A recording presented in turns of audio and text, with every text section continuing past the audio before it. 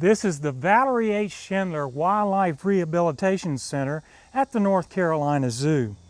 The center was designed to provide veterinary care for injured and abandoned native wildlife, with the ultimate goal of releasing them back into the wild.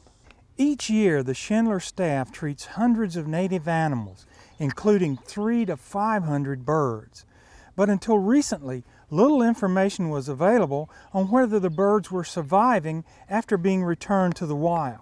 Now, Hallie Buckenoff, manager of the Rehab Center, has launched a new project to keep track of the released birds. We release between 300 and 500 birds a year. And that's not just the songbirds, but that also includes birds of prey.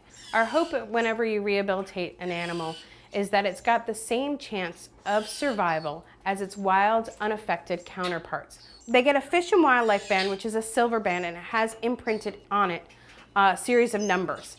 00706. But since those bands are really hard to read, that's why we requested the color bands, so that we can really identify at a distance.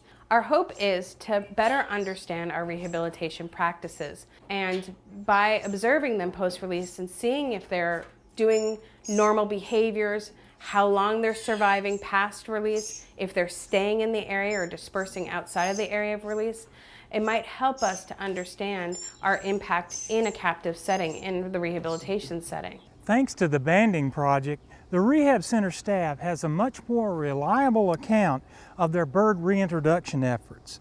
If you'd like to learn more, please check out our website at nczoo.org. Reporting for the Zoo Files, I'm Rod Hackney, connecting your life to wildlife.